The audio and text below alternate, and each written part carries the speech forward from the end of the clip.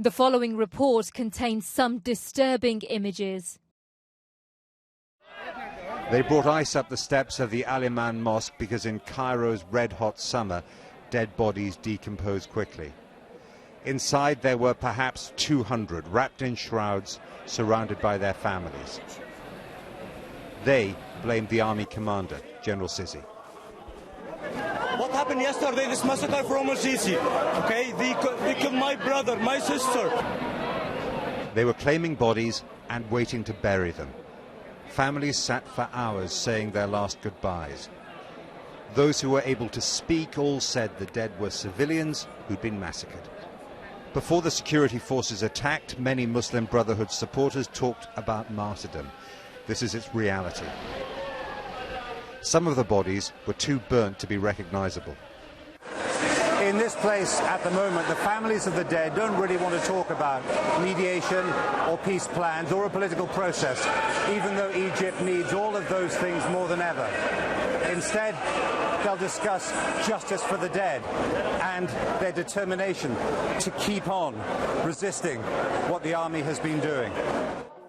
Ahmed Badia hugged his mother and stood next to his brother's body.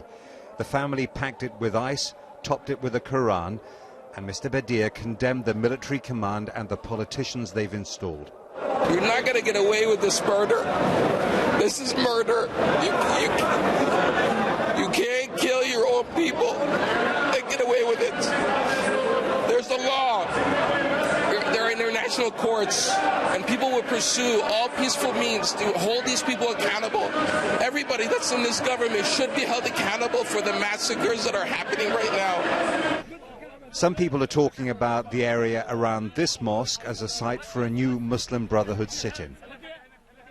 More people arrived, supporting their ousted and imprisoned President Mohammed Morsi. Not far away at Cairo's police mosque, they were burying their dead. The Interior Ministry says 43 were killed across Egypt. This country is more divided than ever. The assault on the Brotherhood has plenty of support, but there's a spectrum of opinion, not two solid blocks. In the burnt-out ruins of the Rabaa al-Adawiya Mosque, a local man who opposed Morsi said he was horrified by the killing of civilians and what it did to democracy's chances. People now will not believe anymore in elections. You cannot just say that there are millions who went against Morsi. There were also millions who were pro-Morsi. And you cannot ignore them. How can you convince them to go to vote again in 1 year? How can you make elections again in 2 years or 3 years? Does anybody will really believe in democracy? You bring someone to power and then you go to streets and kick him out? President Morsi was the hero on these streets while the Brotherhood was in control. Not anymore. Lots of supporters of the military were there for a defiant celebration. Please, all Western countries, including USA, if you didn't support Egyptian, we don't need you anymore. In the afternoon, the local government headquarters in Giza, one of Cairo's suburbs, was attacked and burnt out. Civilians helping the firefighters blamed the Muslim Brotherhood. Egypt is violent and unstable, slipping deeper into a civil conflict. It is not a war, but war is a risk if the violence goes on.